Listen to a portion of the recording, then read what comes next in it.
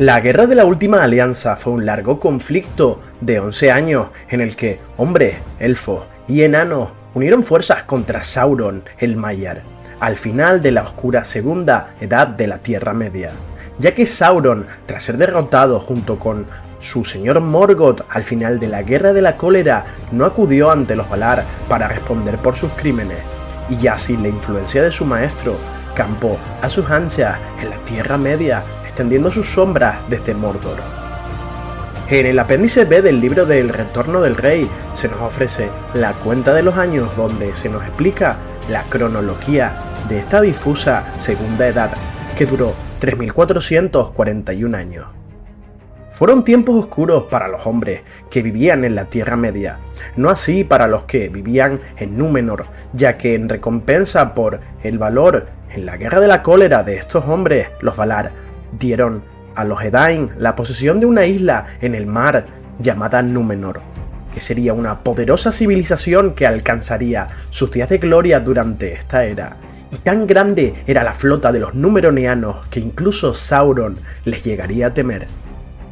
Esta Segunda Edad duró algo más de 3400 años y en ella se sucedieron una serie de acontecimientos importantes para la trama del Señor de los Anillos. Todo comenzó cuando la Guerra de la Cólera llegó a su fin, y tal fue la violencia de esta contienda que el antiguo continente de Beleriand sería engullido por el mar. Y fue entonces, antes incluso de la construcción de Mordor y Barad-dûr, que uno de los pocos territorios que no sucumbieron al mar de la original Beleriand sería el reino de Lindon, que Gil-galad fundó durante el primer año de esta nueva edad, y en él se estableció como alto rey de los elfos Noldor, y muchos elfos importantes habitaron con él. Durante estos tiempos, Lindon creció en poder y sabiduría, siempre expectante ante cualquier amenaza, y se crearon las ciudades de Harlond y Forlond, donde vivían Gil-galad y Elrond, mientras que en los puertos grises residían Círdan, Galadriel, Celeborn y también Celebrimbor inicialmente, siendo el único puerto donde partían los barcos élficos rumbo a Valinor. Dentro del reino de los elfos convivieron con enanos venidos de las montañas azules, y Gil-galad decidió dejarles ser dueños de sus asuntos y no le prestó demasiada atención a ellos. Y con el tiempo, estos enanos se dirigieron a Moria, un antiguo reino fundado por el rey de los enanos, Durin I, el Inmortal, que en los albores de la Primera Edad descubrió el reino para gloria eterna de su pueblo. Hemos hablado de los elfos y de los enanos, pero aquellos hombres que combatieron a Morgoth junto a los elfos, como he dicho anteriormente, recibieron un gran obsequio por parte de los Valar, esta gran isla que se levantó para servirles de hogar. Y a ella llegaron muchos hombres en barcos provistos y dirigidos por los elfos. Una migración que tomó al menos 50 años y que pobló la isla de al menos 10.000 hombres, mujeres y niños, y en el año 32 de la Segunda Edad oficialmente se estableció el reino de Númenor, con Elros, hijo del legendario Eärendil y hermano de Elrond, y Elros sería nombrado rey, ya que su descendencia de las casas reales de los Eldar de los Edain le daban derecho al trono.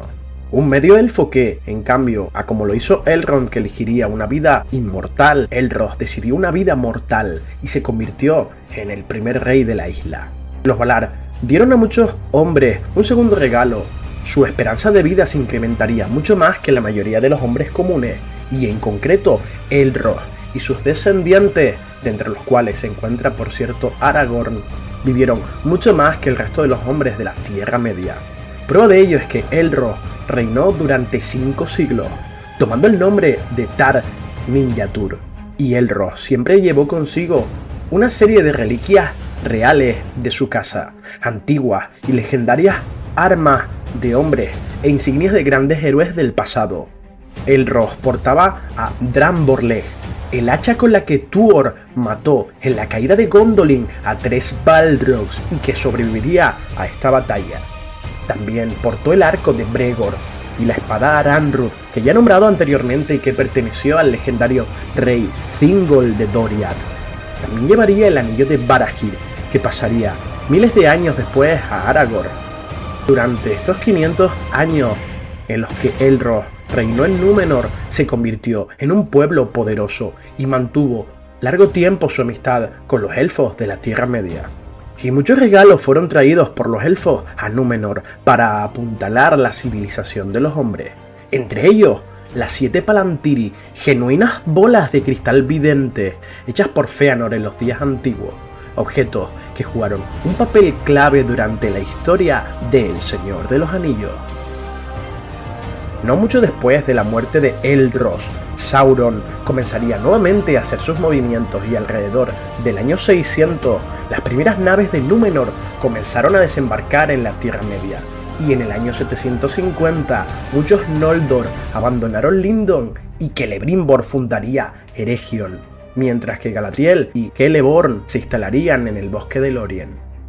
Una vez alcanzado el primer milenio de la Segunda Edad, Sauron se alarmó con el enorme poder de Númenor y decidió elegir la tierra de Mordor como su reino, construyendo Barad-dûr como su fortaleza. Y durante los siglos posteriores trataría de intentar seducir a los elfos bajo otros aspectos e identidades, pero Gil-galad se negó a tener tratos con él, aunque sí consiguió seducir a los elfos de Eregion bajo la forma de Annatar, el Señor de los Dones, un supuesto enviado de los Valar. Celebrimbor y Annatar trabajaron codo a codo durante 300 años y la habilidad de los herreros alcanzó su cima, comenzando a forjar entonces los anillos de poder alrededor del año 1500 de la Segunda Edad. 90 años más tarde, los 3 anillos de poder de los elfos fueron terminados.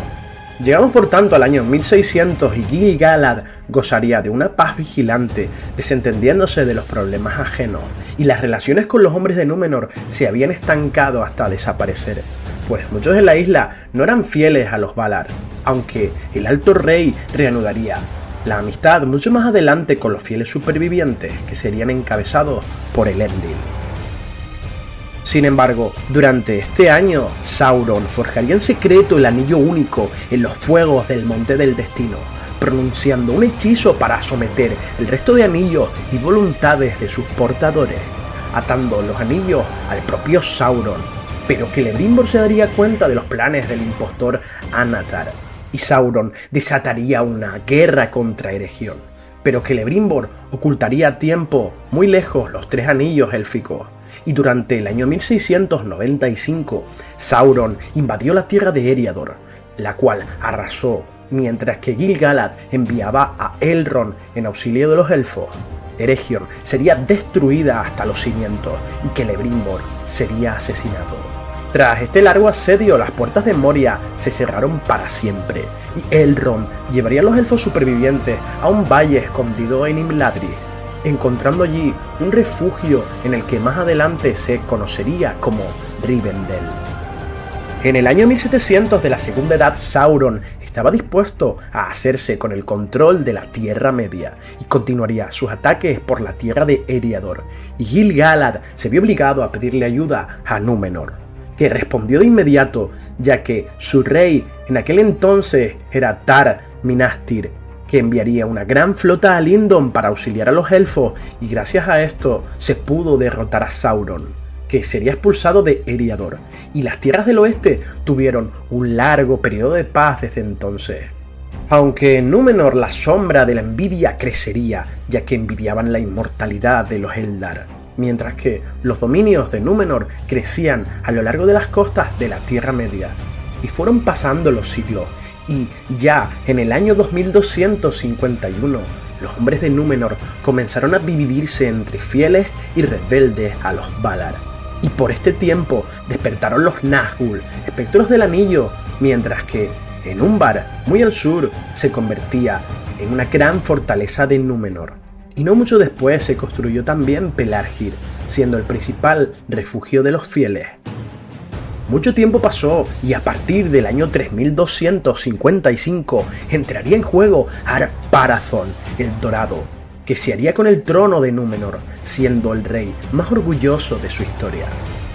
Gil-galad nuevamente pediría ayuda a Númenor y sorprendentemente Pharazôn respondió, ya que Sauron en ese momento era el señor más poderoso de la Tierra Media, algo que despertaba la ira y envidia del rey de Númenor. que desembarcaba en las costas de Umbar con un invencible ejército que aplastó completamente a las fuerzas de Mordor y exigió entonces a Sauron la rendición. Y el Señor Oscuro la aceptó y sería llevado como prisionero a Númenor, si bien todo era un engaño de Sauron, ya que poseía el anillo único en ese momento y su principal propósito era infiltrarse en el reino de los hombres para persuadir a su rey y atraerlo a la oscuridad. Y así fue como Sauron persuadió a Pharazôn, que deseaba la vida eterna, y pronto lo convenció para renegar de los Valar y de los elfos. Y durante 50 años, el Señor Oscuro envenenó las mentes de los númenóreanos,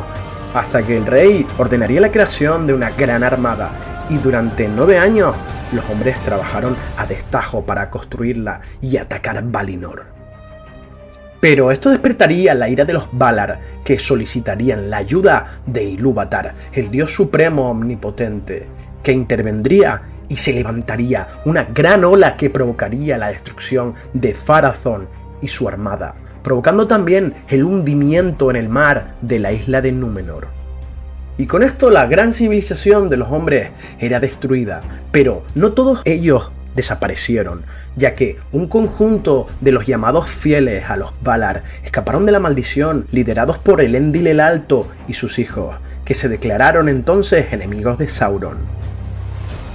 Con esto llegamos al año 3320 de la Segunda Edad, en el que se fundan los reinos númenóreanos en el exilio. Muy importante en la Tercera Edad, estos reinos se llamarían Arnor en el norte y Gondor en el sur. Pero Sauron, que se encontraba en Númenor durante su caída, perdió para siempre la capacidad de tomar una forma amable y hermosa, y nunca más fue a Anatar. Sin embargo, su espíritu sobrevivió y regresó como un viento maligno a Mordor.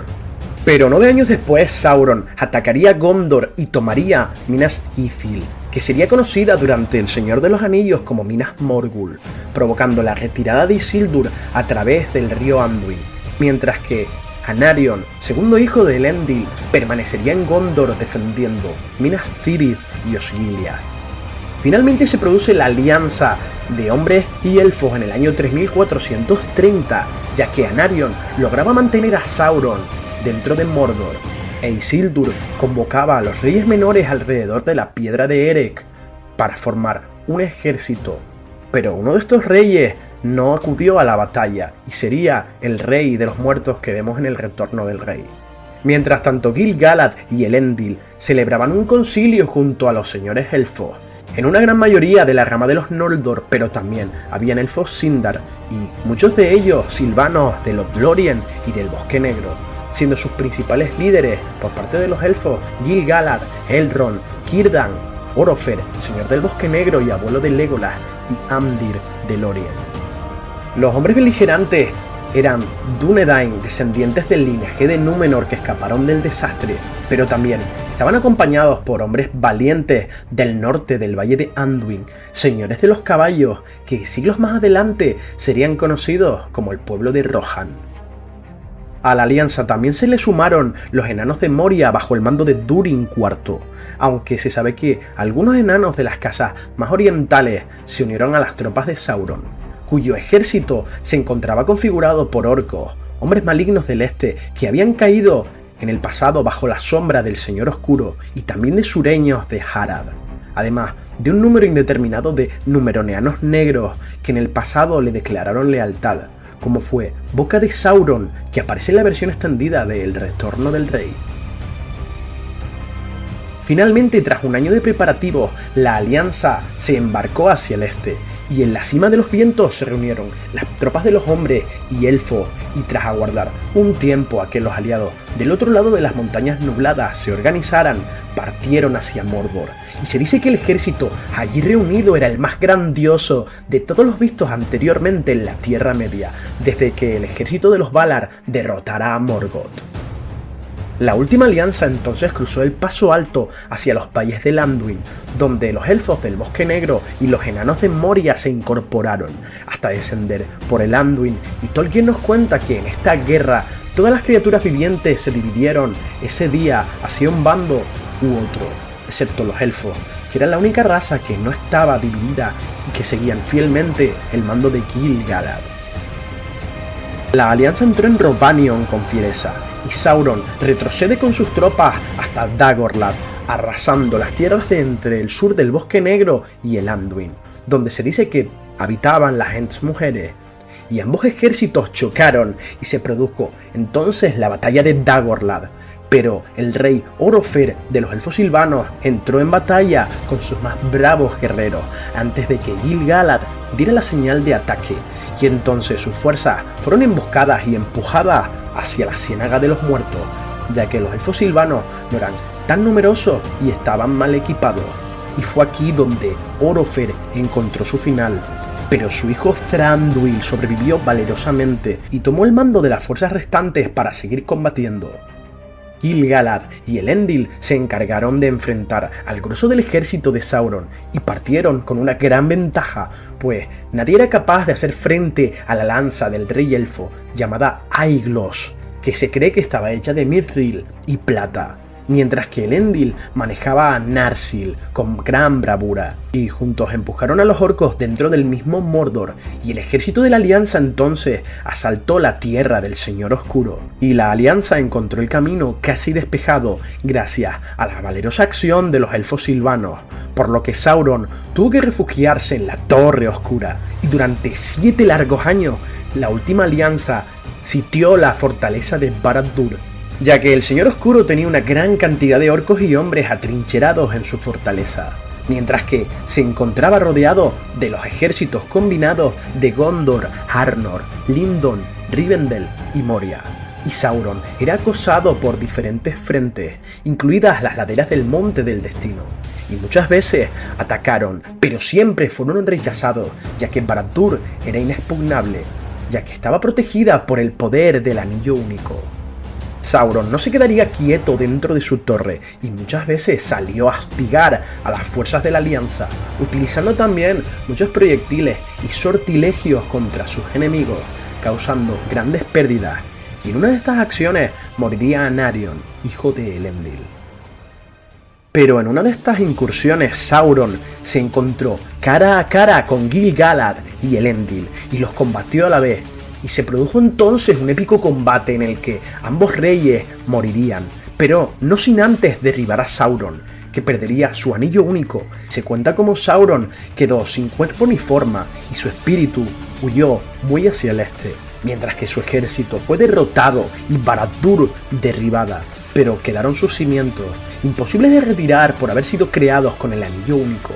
que sería reclamado a su vez por Isildur, ahora rey de los hombres. Y muchas torres fueron construidas para vigilar Mordor, como fue la torre de Cirith Ungol, manteniendo una vigilancia de 1000 años para impedir el retorno de Sauron. Con la victoria de la última alianza sobre el Señor Oscuro se inició la Tercera Edad del Sol, que marca la decadencia de los elfos y el ascenso de los hombres. Aunque fue un triunfo agridulce para la Alianza, ya que el Anillo Único no fue destruido por Isildur a pesar de los consejos de Círdan y Elrond, ya que Isildur quiso conservar el anillo como indemnización por la muerte de su padre y hermano, algo que lo llevaría a su propia destrucción más adelante en los Campos Gladios. El anillo entonces permaneció y poco a poco Sauron recobraría su poder y 1000 años después volvió a alzarse, reconstruyendo su reino perdido poco a poco para amenazar nuevamente a la Tierra Media. Pero eso forma parte de otra historia. Mientras los elfos trataban de entender y preservar la Tierra Media, el Señor Oscuro deseaba utilizar ese poder para controlar, y los conocimientos de los elfos y del propio Sauron se fusionaron en un propósito, dando origen a los artefactos extraordinarios de mayor poder sobre la Tierra Media. Un total de 20 anillos con poderes sobrenaturales, pero que estaban bajo el control del Anillo Único, en secreto. Celebrimbor había ideado estos anillos con la intención de reparar las heridas causadas por Morgoth, y se cuenta que 3 anillos fueron hechos para 3 reyes elfos bajo el cielo, y que otorgaban un poder a su portador según su propio estatus. Pero a diferencia del Anillo Único, que había sido creado con el fin de destruir, los 3 de los elfos podían crear, preservar y curar, y los lugares donde estos anillos habitaban eran más hermosos y el tiempo transcurría más lentamente. Naria, el Anillo de Fuego, era uno de los objetos más poderosos y peligrosos de la Tierra Media. contaba con la capacidad de reanimar los corazones y llenarlos de valor, y aquellos que eran afectados por Narya eran capaces de realizar actos heroicos más allá de sus propias capacidades. Y aunque en un principio Círdan, carpintero de barcos de los puertos grises, fue su portador, él se lo dio a Gandalf, uno de los magos Istari enviados a la Tierra Media por los Valar para ayudar a los pueblos libres en su lucha contra Sauron. Galadriel aparece en las novelas más importantes de la obra de Tolkien, como son El Silmarillion y El Señor de los Anillos, y se nos cuenta que es una poderosa hechicera elfa, hija de Finarfin y Eärwen, hermana de Finrod, Orodred, Angrod y Aegnor. Pero para la obra del Señor de los Anillos, su descendencia también es importante, dado que es la abuela de Arwen, por lo que el hijo del rey de Aragorn de Gondor, Eldarion, llevaría la sangre tanto de Elrond como de Galadriel. En los relatos de los días antiguos se nos dice que era una elfa de la realeza, descendiente de dos de los clanes de los Altos Elfos, llamados así porque fueron aquellos que vieron la luz de los dos árboles de Valinor, siendo heredera de los más poderosos clanes de los elfos, como son los Noldor y los Teleri. La primera mención dentro de la obra de Tolkien que encontramos sobre ella data del año 1968. Recogida posteriormente en el texto de los pueblos de la Tierra Media, narra cómo la luz de los dos árboles de Valinor quedaría reflejada en el pelo de Galadriel, y tal era su belleza y resplandor que el rey Fëanor, al contemplarla, se sentiría inspirado para crear los Silmarils y guardar dicha luz en aquellos objetos. Y vemos como en la adaptación cinematográfica de La Comunidad del Anillo de Peter Jackson, la luz de estos árboles queda reflejada en los ojos de Galadriel. En este texto inicial en el que se la menciona, nos cuenta su infancia, ya que desde temprana edad tenía la sorprendente habilidad de penetrar en la mente de otros, y se la describe como una de las elfas más altas de entre los Noldor, con un cuerpo y una voluntad fuerte, equiparándose a las mejores atletas, siendo la más grande de todos los Noldor en sabiduría y grandeza. En la novela del Señor de los Anillos, Tolkien nos ofrece otra descripción de Galadriel, en la que aporta más datos sobre su apariencia física. Muy altos eran, y la dama no menos alta que el señor, vestidos de blanco. Los cabellos de la dama eran dorados, pero no había rastro de vejez en ellos, excepto quizás en lo más profundo de sus ojos, pues estos eran penetrantes como lanzas a la luz de las estrellas, y sin embargo profundos como pozos de recuerdo. Galadriel pasaría gran parte de su vida en Valinor, y el relato más antiguo de ella cuenta que era la líder de la rebelión de los elfos Noldor, y que su huida de Valinor se debió a su deseo de gobernar algún día un reino propio en la Tierra Media. Tras esta huida, Galadriel tendría su residencia en Doriath, el principal reino de los elfos Sindar de Beleriand durante la Primera Edad. Aquí conocería a Celeborn, con el que contraería matrimonio. Antes del hundimiento de Beleriand, Galadriel se trasladó a Eriador junto a su marido y habitaron en el bosque de Lothlórien hasta el fin de la Tercera Edad del Sol. Tolkien crearía a Galadriel mientras escribiría El Señor de los Anillos, como muchos otros personajes, y sería posteriormente añadido en los textos de El Silmarillion, y la evolución de su historia se recoge en los cuentos inconclusos de Númenor y la Tierra Media, como la más difícil debido a muchas incoherencias entre sus diferentes versiones a lo largo de los años. Galadriel ha aparecido en numerosas adaptaciones de El Señor de los Anillos, entre las que se incluyen varios juegos, la película de dibujos animados del director Ralph Bakshi y las versiones radiofónicas de la BBC de los años 80, y la trilogía cinematográfica de Peter Jackson. También la vemos en El Hobbit, siendo uno de los 3 personajes que aparecen en las 6 películas de Peter Jackson junto con Gandalf y Sauron. Galadriel tendría un papel poco importante durante las guerras de la Primera Edad, pues, al contrario de otros, era consciente de que la derrota de Morgoth estaba más allá del poder de los elfos, siendo vencido solo cuando los Valar acudieron a la batalla, y una vez proclamada la paz, se le ofreció regresar a Valinor, ya que ella no había participado en ninguna matanza entre elfos, pero ella por orgullo eligió permanecer en la Tierra Media. Para los tiempos de la Segunda Edad viajó junto con Celeborn a Lindon, en los puertos grises, donde gobernaron su feudo y estuvieron bajo el vasallaje del rey supremo Gil-galad. Se sabe que poco tiempo después tuvieron una hija llamada Celebrian, y siglos después se establecieron en el reino de Eregion. Durante esta etapa, Eregion y Moria establecieron un comercio beneficioso para ambos reinos y descubrieron un asentamiento en el valle de Anduin, que más adelante sería conocido como Lothlórien, en el que estuvieron un tiempo, y en su ausencia, Celebrimbor tomó el gobierno de Eregion, por lo que la dama y el señor se convirtieron a partir de entonces en los gobernantes de Lothlórien. Todo era paz y prosperidad en la Tierra Media, pero pronto se vio enturbiada por la aparición de un supuesto Maiar llamado Anatar, el señor de los dones, que no era otro que Sauron disfrazado, guiando a Celebrimbor y a los Noldor de Eregion para crear los Anillos de Poder. Por su parte, Galadriel desconfió desde el primer momento en Anatar, y más tarde se descubrió que sus sospechas eran ciertas, pero aconsejó a Celebrimbor a esconder los anillos, y más adelante Sauron se rebelaría abiertamente, dirigiendo toda su furia y tropas hacia Eregion, que fue arrasada hasta los cimientos, aunque Celebrimbor logró enviar los 3 anillos de los elfos lejos de las manos de Sauron, otorgándole uno a Galadriel, que se convirtió en la portadora de Nenya, el anillo de agua. Siendo consciente del poder de Sauron y deseando frustrar sus planes, ella no usó abiertamente los poderes de su anillo, mientras el anillo único estuvo en las manos del Señor Oscuro.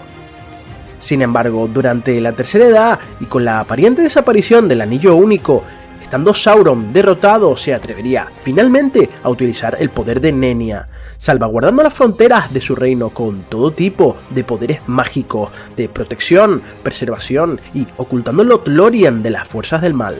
Vilya es el tercero de los 3 anillos de los elfos, conocido como el Anillo de Aire o Anillo Azul por el zafiro que porta. Tenía el poder de otorgar fortaleza y propiedades de curación. Celebrimbor ocultó este anillo y se lo hizo llegar al rey Gil-galad de los Noldor durante la Segunda Edad, pero este entregó a Elrond cuando partió como su heraldo al mando del ejército de Lindon durante la guerra de la Última Alianza, por lo que, tras la muerte del rey elfo, Elrond mantuvo el anillo y se retiró al Valle de Imladris, también conocido como Rivendell, y con el poder de Vilya, el valle se ocultó de ojos indiscretos, quedando escondido de Sauron y sus aliados.